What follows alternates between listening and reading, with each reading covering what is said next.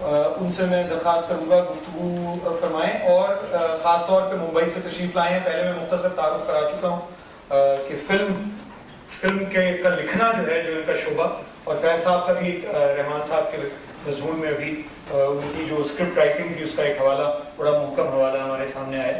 میں اتل جی سے درخواست کروں گا وہ تشریف لائیں، اور ان کی گفتگو کے بعد ایک مختصر فلم ہے جو ڈاکٹر الوک باجپائی، جو پیشے کے اعتبار سے ماہر نفسیات ہیں، انہوں نے بنائی ہے. اور میرا خیال ہے آپ ان کے بردر ان لا بھی ہیں، ہم زلف بھی ہیں اتل جی کے. باجپائی جی بھی ہندوستان سے تشریف لائے ہیں، جو فیض صاحب کے لکھنؤ کا رشتہ جو لکھنؤ سے تعلق کے حوالے سے. اس کے بعد ان کی گفتگو کے بعد ہم 5 منٹ کی وہ فلم آپ کی خدمت پیش کریں. واجپائی اور اٹل کا رشتہ سب ساتھ چل رہا ہے. بالکل صحیح کہا دوستوں. ایک راز میں یہاں فاش کر دوں کہ حارث بھائی نے مجھے آخر میں کیوں بلایا، کیونکہ ان کو کہا گیا تھا کہ 5:30 بجے نشست ختم ہونی ہے. ان کو پتا تھا کہ جب اتل جی بول دیں گے لوگ بھاگ چکے ہوں گے اور نشست 8 بجے کے لیے ختم ہو جائے گی. رحمان صاحب، کشور آفا اور یوسفی صاحب، میں آپ سب کا بڑا شکر گزار ہوں کہ آپ لوگ یہاں موجود ہیں. ابھی آج صبح سے یہاں پہ جس طرح سے جناب عارف صاحب نے ایک میکرو ہسٹری فیض صاحب کی ہمارے سامنے رکھی، اور جس طرح کا ایک برڈز آئی ویو PWA کا اور اس آندولن کا جاوید صاحب نے رکھا، اس میکرو ہسٹری کے بعد میں ایک مائکرو ہسٹری لے کر کے آپ کے بیچ میں موجود ہوں. لیکن شاید انہی مائکرو ہسٹریز سے ہی فیض جیسی عظیم شخصیت کی کہانی پوری ہوتی ہے. تو اب کیونکہ میں آ ہی گیا ہوں، کھڑا ہو ہی گیا ہوں، تو میں اپنا پرچہ آپ کے سامنے پیش کرتا ہوں. حضرات، یہ جلسہ ہماری ادب کی تاریخ میں ایک یادگار واقعہ ہے. ہمارے سمیلنوں، انجمنوں میں اب تک عام طور پر زبان اور اس کی اشاعت سے بحث کی جاتی رہی ہے. یہاں تک کہ اردو اور ہندی کا ابتدائی لٹریچر جو موجود ہے، اس کا منشا خیالات اور جذبات پر اثر ڈالنا نہیں بلکہ بعض زبان کی تعمیر تھا. لیکن زبان ذریعہ ہے، منزل نہیں. ترقی پسند مصنفین کا عنوان میرے خیال سے نقص ہے. ادب یا آرٹسٹ توان اور خلقتاً ترقی پسند ہی ہوتا ہے. اگر یہ اس کی فطرت نہ ہوتی تو شاید وہ ادیب ہی نہ ہوتا. اب ہمیں حسن کا معیار تبدیل کرنا ہوگا.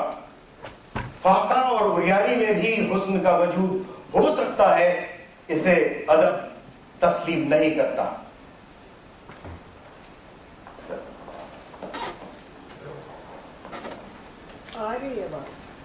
اب ہمیں حسن کا معیار تبدیل کرنا ہوگا. فاقہ اور عریانی میں بھی حسن کا وجود ہو سکتا ہے، اسے ادب تسلیم نہیں کرتا. حسن حسین عورت میں ہے، اس بچوں والی غریب بے حسن عورت میں نہیں جو بچے کو کھیت کی موڑ پیڑ پر سلائے پسینہ بہا رہی ہے.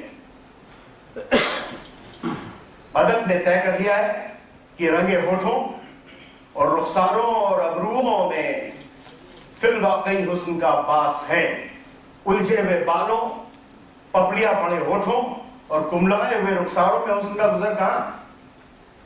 لیکن یہ اس کی تنگ نظری کا قصور ہے. جب ہم اس معاشرت کو برداشت نہ کر سکیں گے کہ ہزاروں انسان ایک جابر کی غلامی کریں، تب ہماری خوددار انسانیت اس سرمایہ داری، عسکریت اور ملوکیت کے خلاف علم بغاوت بلند کرے گی. تبھی ہم صرف صفحے کاغذ پر تخلیق کر کے خاموش نہ ہو جائیں گے. ادیب کا مشن महज निशात और महफिल आराई और तफरीह नहीं है, उसका मर्तबा इतना न गिराइए। वो वतनियत और सियासियत के पीछे चलने वाली हकीकत नहीं है, बल्कि उसके आगे मशाल दिखाती हुई चलने वाली हकीकत है। जब तक अदब का काम महज तफरीह का सामान पैदा करना, महज लोरियां गा कर सुलाना, महज आंसू बहाकर गम गलत करना था, उस वक्त तक अदब के नए अमल की जरूरत न थी। वो दीवाना था जिसका गम दूसरे खाते थे। मगर हम अदब को महज तफरीह और तायुश की चीज नहीं समझते। हमारी कसौटी पर वही अदब खरा उतरेगा जिसमें तफक्कुर हो, आजादी का जज्बा हो, हुस्न का जौहर हो, तामीर की रूह हो, जिंदगी की हकीकतों की रोशनी हो, जो हमें हरकत, हंगामा और बेचैनी पैदा करे, सुलाए नहीं। क्योंकि अब और ज्यादा सोना मौत की अलामत होगी। दोस्तों, ऑफ कोर्स ये ना अल्फाज मेरे हैं ना अंदाज मेरा है। काश ये जो मैंने अभी आपके सामने पढ़ा, ये वो गुरबानी है, ये वो कलमा है, ये वो गायत्री मंत्र है जो 10 अप्रैल 1936 के दिन शहर लखनऊ में धनपत राय नाम के एक आदमी ने फैज के कान में फूंका था। बहुत अच्छे। PWA की पहली कॉन्फ्रेंस में मुंशी प्रेमचंद का ये इनॉग्रल एड्रेस, जिसके कुछ हिस्से मैंने अभी पढ़े, हिंदुस्तान के अदब ही नहीं, आर्ट्स की, थिएटर की, फिल्मों की और पॉलिटिक्स की भी तस्वीर बदलने वाला क्षण साबित होने वाला था। और ये महज इत्तेफाक नहीं था कि फैज इतनी दूर पंजाब से आके उस दिन मेरे शहर लखनऊ में मौजूद थे।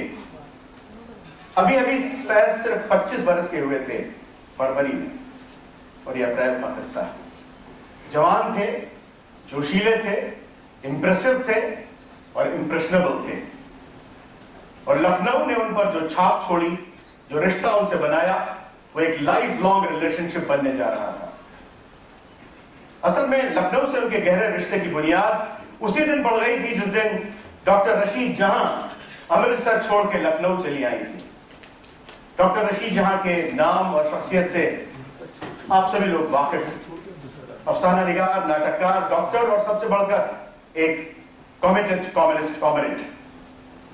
1932 में शाया हुई अंगारे की तपिश पूरे हिंदुस्तान में पहुंच चुकी थी, और सन 33 में जब वो किताब अंग्रेजों ने जब्त कर ली, बैन कर दी, तो डॉक्टर रशीद जहां की प्रसिद्धि जगह जगह और भी फैल गई। उनके शौहर दानिश विद्वान कम्युनिस्ट कॉमरेड महमूद जफर जब लाहौर के MAO कॉलेज में वाइस प्रिंसिपल हुआ करते थे, उन्हीं दिनों जवान फैज भी अंग्रेजी अरबी में MA करके वहीं लेक्चरर मुकर्रर हुए थे। डॉक्टर रशीद जहां और कॉमरेड महमूद जफर से ही सबसे पहले फैज को तरक्की पसंद ख्यालों, आंदोलन और मार्क्सिज्म का भी पता चला था। ऐसी मेंटोर के लखनऊ चले जाने से फैज शायद वैसे भी लखनऊ की तरफ रुख करना चाह रहे होंगे, और PWA की पहली कॉन्फ्रेंस ने फैज को इस कदर खींचा कि जेब में सिर्फ एक तरफ का किराया लेके फैज अमृतसर से लखनऊ के लिए चल दिए। PWA की पहली कॉन्फ्रेंस के न सिर्फ कन्वीनर, उनका नाम यहां पहले भी लिया जा चुका है, बल्कि पीर, बावर्ची, भिश्ती खत सब थे सज्जाद जहीर साहब। इनसे भी फैज की पहली मुलाकात अमृतसर में ही डॉक्टर रशीद जहां ने करवाई थी। मगर सज्जाद जहीर साहब के होम ग्राउंड लखनऊ में उनकी अजीम चुंबक जैसी शख्सियत से फैज और ज्यादा मुतासिर हुए। बहरहाल PWA कॉन्फ्रेंस खत्म होने पर डॉक्टर रशीद जहां से ही लौटने का ट्रेन का किराया लेकर फैज लाहौर तो लौट आए, और लखनऊ से उनका ऐसा गहरा नाता बन चुका था कि अब तो जब भी मौका मिले फैज लखनऊ जाने की राह देखते थे और लखनऊ उनकी राह देखा करता था। उन दिनों का लखनऊ भी कोई आम शहर नहीं था। यह शहर था अनवर जमाल किदवई का, सिब्त हसन का, फरातुल्लाह अंसारी का, अली जवाद जैदी का, यशपाल का, डॉक्टर अशराफ का, डॉक्टर ज़ैदे अहमद का और उनकी बीवी हाजरा आपा का लखनऊ। इस लखनऊ में जहां एक तरफ National Herald, the Pioneer, Hindustan, Viplav जो यशपाल जी निकाला करते थे, नया अदब जैसे रिसाले और दिबाचे निकलते थे, वहीं लखनऊ यूनिवर्सिटी के वाइस चांसलर शेख हबीबुल्लाह का घर, प्रोफेसर टीपी मुखर्जी का कुतुबखाना जैसी जगह थी जहां नौउम्रा राइटरों की बेबाक बहसों के अड्डे जमा करते थे। उधर हजरतगंज के कॉफी हाउस, रेस्टोरेंट्स, मैखाने, अमीनाबाद के चाय खाने और किताब की दुकानें और चौक के कहवा खाने भी कम मशहूर नहीं हुआ करते थे। दिसंबर 1941 को एक बार फिर ऑफिशियली, बीच में भी एक आध बार फैसले, बट दिसंबर 41 को एक बार फिर ऑफिशियली लखनऊ आने का मौका फैज साहब को तब मिला जब ऑल इंडिया रेडियो लखनऊ के डायरेक्टर सोमनाथ छिब साहब ने फैज को लखनऊ आने और नौवारिद शोरा के मुशायरे में अपना कलाम सुनाने की दावत दी। जोश मलियाबादी उस मुशायरे की सदारत कर रहे थे, मगर आज उन्हें अपनी नज़्म नहीं कहनी थी बल्कि बाकियों की तरह नौम्र तरक्की पसंद शायरों के कलाम सुनने थे। ऑफ कोर्स सुनने वाले लखनऊ के परस्तारों में फैज के दोस्त सज्जाद ज़हीर अपनी बीवी रजिया के साथ मौजूद थे और सुनाने वालों में तो लग रहा था कि तरक्की पसंद शूरा की पूरी फहरिस्त ही मौजूद थी, जिनमें मजाज थे, जज्बी थे, जानिसार अख्तर थे, अली सरदार जाफरी थे और फैज अहमद फैज थे। अभी अभी जेल से छूट के आए सज्जाद ज़हीर की मौजूदगी ने जैसे सारे शायरों में एक नया जज्बा, नया एहसास, नई जबान और नया जोश भर दिया था। मुशायरा बहुत ही कामयाब रहा, ये कहना जरूरी नहीं है, पर दिसंबर की उस सर्द रात में सारे हम उम्र और हम कारवां कॉमरेड इन आर्म्स की गर्मजोशी का जो जिक्र अली सरदार जाफरी साहब ने किया है वो सुनने के काबिल है। जाफरी साहब लिखते हैं, एंड आई कोट, कंधारी गली के उस घर में फर्नीचर के नाम पर एक मेज, बेत की 4 कुर्सियां और मूंज के 3 पलंग थे। उन्हें भी किनारे सरकाकर जमीन पर चटाइयों का फर्श बिछा दिया गया था। कार्निश के ऊपर स्पेन की एक मुजाहिद खातून की बड़ी सी तस्वीर लगी थी। उसकी मुट्ठियां बिछी हुई थी, सीना उभरा हुआ था जिसकी दोशीजगी को फौज का लिबास भी छुपा नहीं सकता। तस्वीर के नीचे लिखा था, टू डेथ। 2 औंधी मोमबत्तियों पर जलती हुई मोमबत्तियों की रोशनी इस तस्वीर को और भी ज्यादा पुरहौसला और दिलावाज बना रही थी। महफिल की गर्मी बढ़ती गई, दिलों का सरूर बढ़ता गया, चेहरे ज्यादा रोशन होते गए। एक दूसरे की तारीफें इस तरह से हो रही थी जैसे आशिक माशूक सरगोशियां कर रहे हो। तभी फैज ने कहा, भाई लाहौर में एक बहुत अच्छा शेर सुना था, मालूम नहीं किसका है। और लाहौर फैज साहब ने वो शेर पढ़ा, जब किश्ती साबित व सालिम थी, साहिल की तमन्ना किसको थी, अब ऐसी शिकस्ता कश्ती पर साहिल की तमन्ना कौन करे। उदास बैठे जज्बी का चेहरा फूलों की तरह खिल गया। ये जज्बी का शेर था जो उससे पहले लखनऊ से लाहौर पहुंचकर मशहूर हो चुका था। फैज और जज्बी गले मिले। अभी फैज को बैठने की फुर्सत भी नहीं मिली थी कि जज्बी ने बगैर किसी तमहीद के फैज की नज्म मौज़ूए सुखन को तरन्नुम के साथ पढ़ना शुरू कर दिया। गुल हुई जाती है अफसरदा सुलगती हुई शाम, धुल के निकलेगी अभी चश्मे महताब से रात, और मुश्ताक निगाहों की सुनी जाएगी और उन हाथों से मस होंगे ये तरसे हुए हाथ। जज्बी ने पहला बंद पढ़ा ही था कि मजाज ने दूसरा बंद उठा लिया और अपना राग छेड़ दिया। फिर तो जज्बी और मजाज दोनों ने बारी बारी एक एक बंद गाकर फैज की नज्म मुकम्मल की। फैज के चेहरे पर एक मासूम और तरशक आमीज मुस्कुराहट थी। एक शायर के लिए ऐसी बड़ी दाद और क्या हौसला। अनकोट। दोस्तों, ये शायद शहर लखनऊ में ही मुमकिन था। इस रात ने फैज पर कितना असर छोड़ा था ये इसी से साबित होता है कि 12 साल बाद हैदराबाद जेल से प्यारी भागी रजिया को लिखे खत में वो कहते हैं और इस रात का इन दोस्तों का जिक्र करते हैं। इसके बाद ये बात सन 41 की थी। सन 42 से देश और दुनिया के हालात बहुत तेजी से बदलने लगे। Second world war, quit India, do और डाई, आज़ादी और तकसीम, या तकसीम और आज़ादी।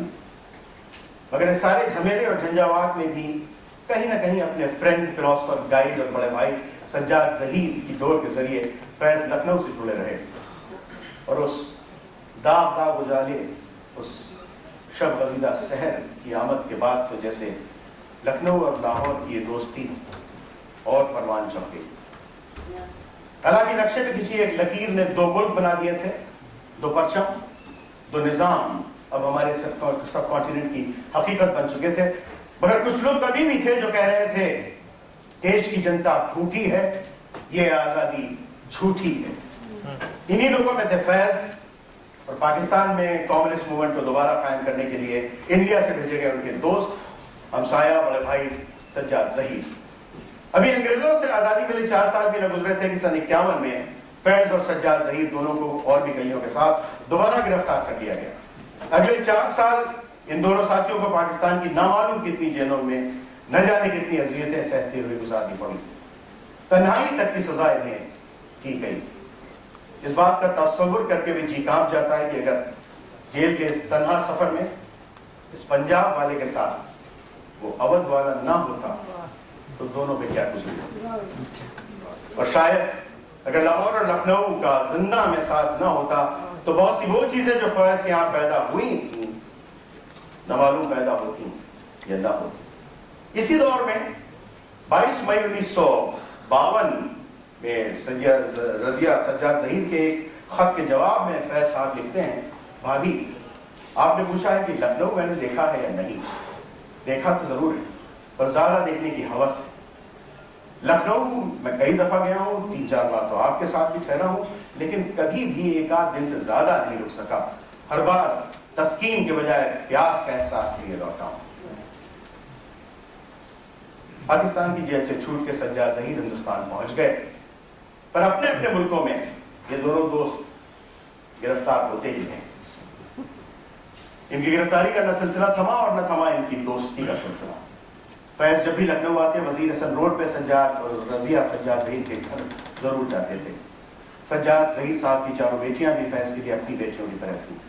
इन 2 आला हस्तियों की दोस्ती की गहराई शायद इन्हीं लाइनों से समझी जा सकती है जो सज्जाद ज़हीर के न रहने पर फैज़ के मुंह से निकली थी।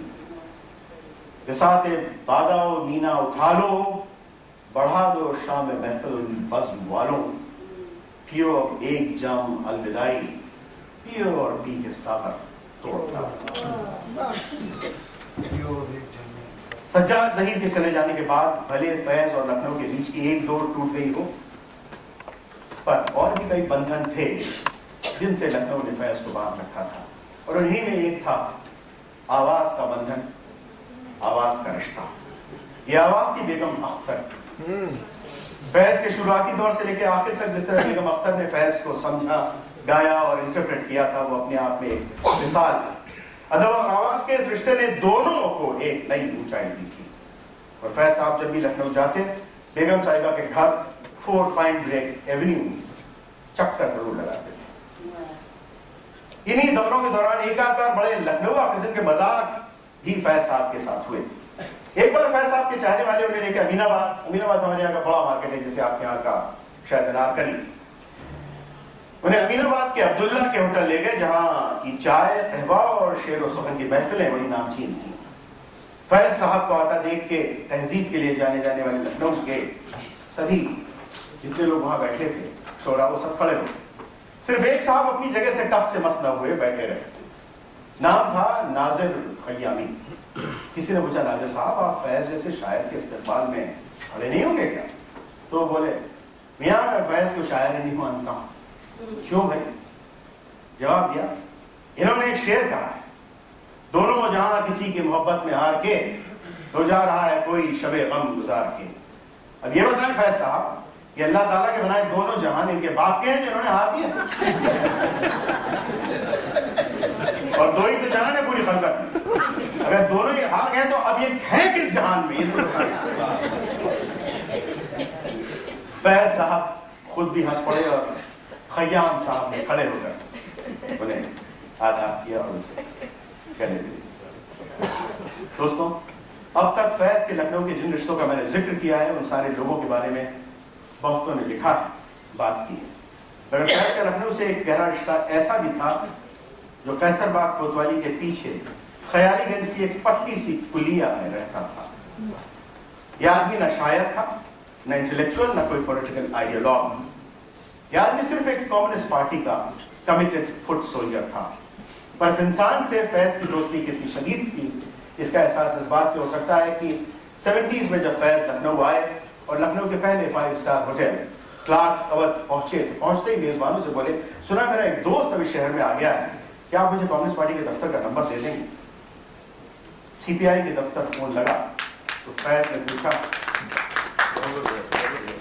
सीपीआई के दफ्तर जब फोन लगा तो फैज़ ने पूछा, क्या मैं नईम खान साहब से बात कर सकता हूं? फोन नईम खान साहब ने उठाया था क्योंकि वो सीपीआई के ऑफिस सेक्रेटरी हुआ करते थे। जी हाँ, मैं नईम बोल रहा हूं। नईम, मैं फैज़। दोनों तरफ से आवाजों का सिलसिला थम गया और आंसुओं का सिलसिला शुरू हो गया। दरअसल सहारनपुर के रहने वाले कॉमरेड नईम खान साहब पार्टी के वो फुट सोल्जर थे जिन्हें कभी पार्टी ने लाहौर भेजा था। वहां फैज़ साहब से उनका कुछ ऐसा रिश्ता बन गया जैसे एक डेटी और डिवोटी का होता है। दोनों तरफ से एक अजब म्यूचुअल एडमिरेशन क्लब था। और जब एलिस से शादी करने फैज़ लाहौर से श्रीनगर के लिए रवाना हुए तो उनकी बारात में शामिल 2-3 बारातियों में कॉमरेड नईम खान भी थे। श्रीनगर में महाराज हरी सिंह के महल में जब शेख अब्दुल्ला साहब ने एलिस और फैज़ का निकाह पढ़वाया तो शेख अब्दुल्ला, गुल जाफरी और नूर हसन के साथ कॉमरेड नईम खान भी वकील गवाह थे। कल ही ये डॉक्यूमेंट मुझे देखने का बड़ा मजा हुआ।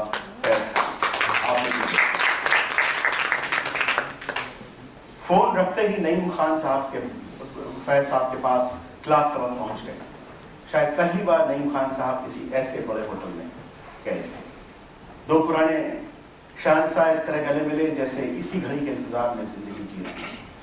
फैज़, तुम घर चलो। और मेरा घर एक बहुत पतली गली में है, तो क्या? फैज़ जब ख्यालीगंज की उस पतली गली पार करते हुए नईम साहब के घर पहुंचे तो आस पड़ोस के लोगों और पार्टी कॉमरेड्स से वो छोटा सा घर खचाखच भर चुका था। उस घड़ी के एक चश्मदीद गवाह शकील सिद्दीकी साहब लिखते हैं, and I quote, दोनों की आंखों में आंसू थे और साथ ही दूर तक देख सकने वाली रोशनी। क्या फैज़ ने घर के सभी अफराद और दीगर लोगों से तारुफ किया और सिगरेट सुलगाकर चुपचाप बैठ गए। तभी नईम साहब ने पूरे हक से कहा, भाई फैज़, कुछ सुनाओ। क्या सुना? कुछ भी। और फैज़ सुनाने लगे। सुनने सुनाने का सिलसिला चल ही रहा था कि एक लड़की ने कहा, अंकल वो वाली सुनाइए ना। कौन सी? जेल में जो लिखी थी आपने? जेल में तो बहुत सी लिखी हैं, जेल जाने का यही तो फायदा। उस लड़की को छोड़ के बाकी सब हंस पड़े। फ्रेंड्स, अभी यहाँ लाहौर आपके पास आने के 2 दिन पहले मैं कॉमरेड नईम खान के घर उनकी बेगम शमीमा और उनके बेटे असद से मिलने गया और ये बताने गया कि मैं लाहौर जा रहा हूँ। शमीमा चाची, जिनकी बनी सिवैयाँ खाए बिना परसों मेरी और मेरी बहन अंजलि की कोई ईद मुकम्मल नहीं होती थी, अब बहुत ज़ईफ हो चुकी हैं और काफ़ी हद तक अपनी याददाश्त खो चुकी हैं। और फैज़ साहब का जिक्र होते ही उनकी आंखों में एक चमक आ गई और उन्हें याद आया कि कैसे उनके बेटे बबलू ने फैज़ चाचा से पूछा था, चाचा आपने फिल्मों में गाने लिखे हैं क्या? हाँ लिखे हैं। तो सुनाइए ना। अब इस वक्त तो याद नहीं। क्या कि शायद फैज़ साहब ने बबलू को डाल दिया था। पर बबलू यानी असद अपने इस बचपने को लेकर बिल्कुल भी शर्मसार नहीं था, बल्कि बड़े जोश से उसे एक बात याद आई। उसने बताया कि कैसे जब किसी ने फैज़ साहब से तरन्नुम में कुछ सुनाने को कहा तो उन्होंने जवाब दिया था, ये गाने बजाने वालों का काम होता है, शायरों का नहीं। मगर पंजाब से, आपके शहर से रिफ्यूजी होकर फिर लखनऊ गए कॉमरेड करनैल सिंह साहब ने जब उनसे पंजाबी में कुछ सुनाने को कहा तो उन्होंने कई चीजें पंजाबी में भी सुनाई। लखनऊ से फैज़ का आखिरी लंबा साथ हुआ था सन 81 में, जब बाकी दुनिया की तरह फैज़ साहब की ज़िंदगी के 70 सालों का जश्न लखनऊ की सफ़ेद बारादरी में धूमधाम से मनाया गया था। उन दिनों के लखनऊ के मेयर डॉक्टर दाऊजी गुप्ता उस जलसे को ऐसे याद करते हैं जैसे कल की बात हो। आने के पहले मैं उनसे भी मिला कॉफ़ी हाउस में गंज के। आजकल वो पेन के इंडिया चैप्टर के सदर हैं। वो बोले, तुम लाहौर से लौट के आओ तो यहाँ भी हम लोग फिर कुछ उसी जोश से फैज़ साहब के 100 सालों का जश्न मनाते हैं जैसे 70 का मनाया था। हजरतगंज की कॉफ़ी हाउस से उठते हुए मैं सोच रहा था कि हालांकि सन 2011 हमारे लिए सेंटेनरी सेलिब्रेशंस का साल है, जिस साल कवि शमशेर, अगे, नागार्जुन, केदारनाथ और मजाज भी 100 साल के हो रहे हैं, पर क्या इनमें से किसी भी कवि या शायर का सेलिब्रेशन सरहद के इस पार और सरहद के उस पार और बाकी दुनिया में इतनी गर्मजोशी से मनाया जाएगा जैसे फैज़ का मनाया जा रहा है? जवाब साफ है। और क्यों ना, इन सारे नामों में सिर्फ फैज़ एक ऐसा शायर था, एक ऐसा इंसान था, एक ऐसा कॉमरेड था जिसकी फिक्र और सोच का दायरा इतना वसी था कि जितना वो एशिया का था उतना ही वो अफ्रीका का था, जितना वो बेरूत का था उतना ही वो बांग्लादेश का था, जितना वो पाकिस्तान का था उतना ही वो हिंदुस्तान का था, जितना वो लखनऊ का था उतना ही वो लाहौर का था।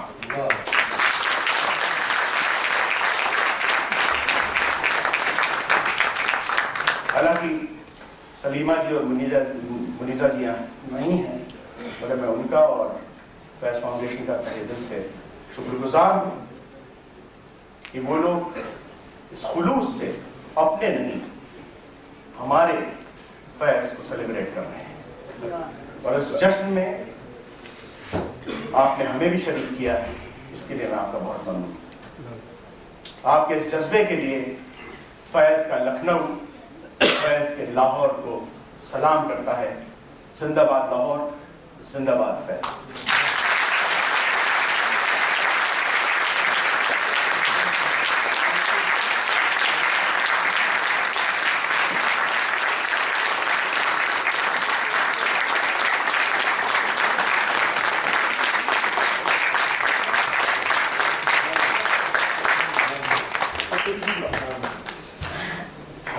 अतुल जी ने वैसे बुला दिया यहाँ बैठे हुए, मगर मैंने फैसला किया कि इस्लामाबाद वापस जाते ही कल मैं लखनऊ के वीजा के लिए अप्लाई करूँ, परसों थोड़ा सा आपको डॉक्टर आलोक वाजपेयी की बजाय जी।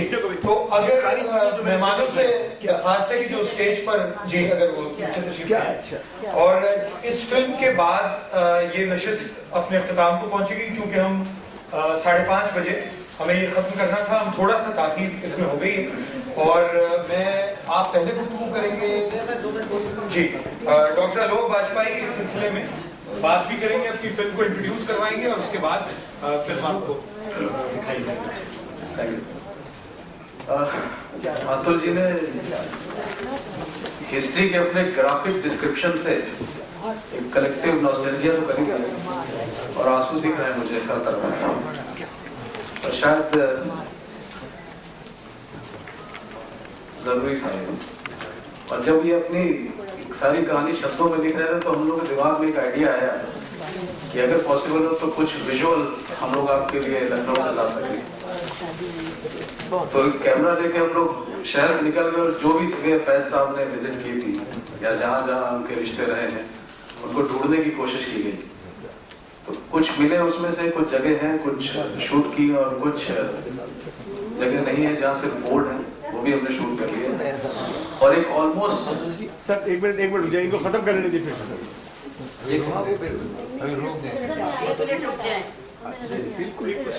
इसको रोक लीजिए। फैज़ की तनकीद में ये बिल्कुल ये पूरी तरह से कंप्लीट डॉक्यूमेंट्री नहीं है क्योंकि बहुत कम समय में बनाई गई, लेकिन इरादा हम लोगों का जरूर है कि जब वापस जाके जो भी हमारे पास फुटेज है और काफी है उसको हम लोग एक डॉक्यूमेंट्री का शेप दे के आप तक वापस भेजेंगे। लेकिन जो भी आप उसको देखिए और ये सारी कहानी जो अतुल जी ने भी बताई है उसका विजुअल बैकअप भी है। आप साथ साथ कमेंट्री करते हैं। हाँ करते जाएंगे क्योंकि वो समझने में आसानी रहेगी। जी जी, ऊपर कमेंट्रीज में है नहीं, पर let's see. This is Lucknow city station, अच्छा जहाँ पे शायद फैज साहब 1936 में पहली बार जब PWA की कॉन्फ्रेंस में गए थे। ये आज का लखनऊ सिटी है, उस समय थोड़ा ये सब शायद ना हो उस वक्त, और थोड़ा भीड़ कम थी। और ये है रिफायाम क्लब, जहाँ पे PWA की पहली मीटिंग हुई थी, और जहाँ धनपत राय साहब ने वो मंत्र फूका जो तिवारी जी ने अभी आपको पढ़ के सुनाया।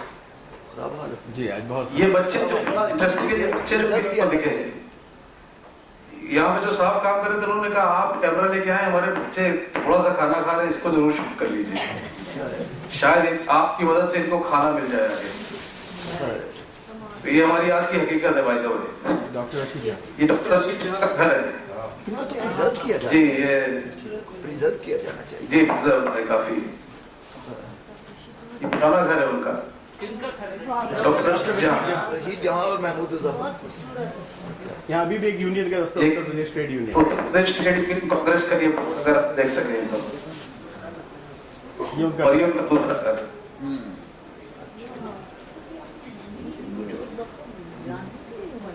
इसकी उम्र कितनी है भाई साहब? ये उसी दौरान का है, सन 37 के। मेरा जितनी ये थोड़ा जी लेट, ये बात का है, ये तो घर थोड़ा प्रिजर्व है अभी भी। ये लखनऊ का नया चारबाग रेलवे स्टेशन है, 41 के बाद से वो यहाँ 41 के बाद से वो इधर से। अच्छा वाह वाह वाह क्या अच्छा। ये वजीर हसन रोड है, जहाँ पे कॉमरेड सज्जाद जहीर और रजिया जहीर का घर था। वो घर तो नहीं है, काफी ढूंढने की कोशिश की। ये हजरतगंज, फेमस हजरतगंज।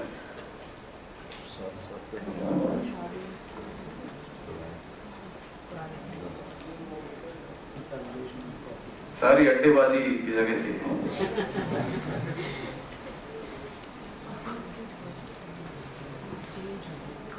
ये हम लोगों ने काफी चॉप कर दिया है जो भी शूट किया था, but I am sure when we make a longer documentary.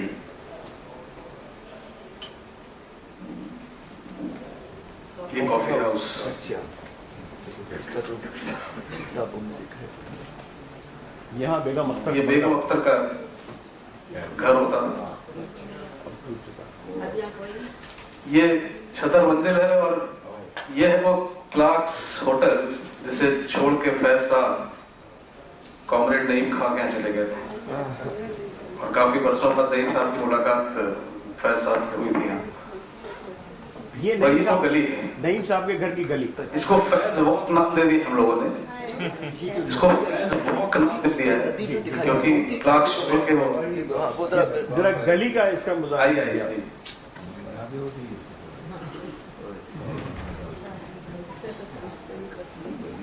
हमारे अभी तो देखिए कितनी पतली होती जाएगी। जी जी,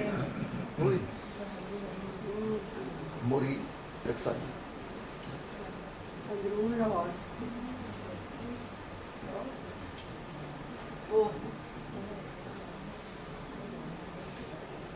आगे मजीद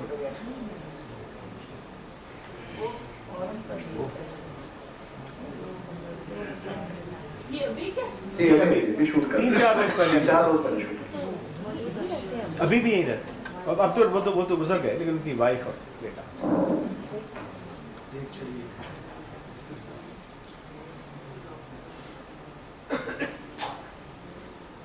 सुबह 10 बजे का समय है वहाँ। अंदरून लाहौर है।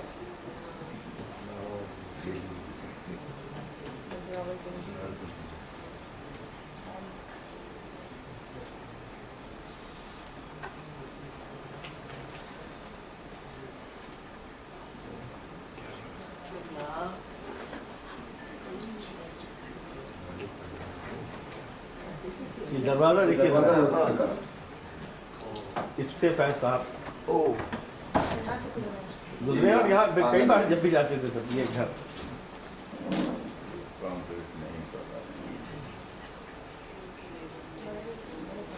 ये नईम खान साहब और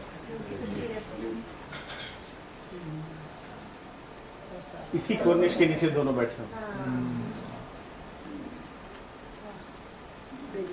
ये उनका बेटा उनके बेटे बहुत रिजेंटमेंट हाँ बहुत नईम साहब से कितने अरसे की दोस्ती थी पुरानी? बिल्कुल ऐसा समझ लीजिए आप उनकी शादी के वक्त से पहले से, हाँ, वो- ये उनकी वाइफ शमीमा। यंग होगी तो बड़ी खुशी है। ये कम्युनिस्ट पार्टी का दफ्तर 22 फैसलाबाद रोड।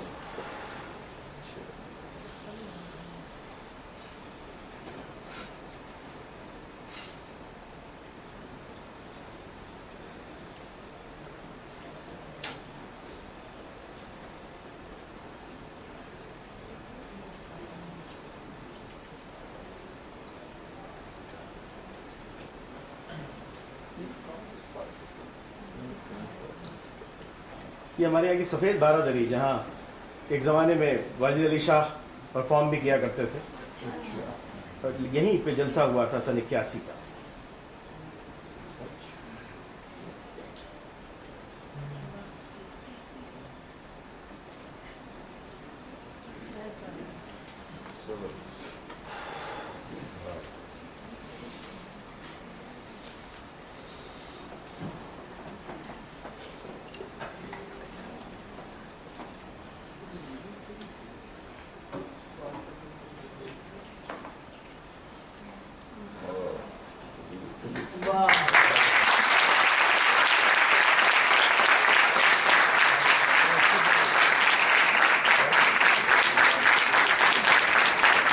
बहुत बहुत शुक्रिया लोक भाजपा जी इस फिल्म का। और मैं आपको सिर्फ एक याद दहानी करा दूं, ख़वातीन और हज़रात, कि कल सुबह पहली नशिस्त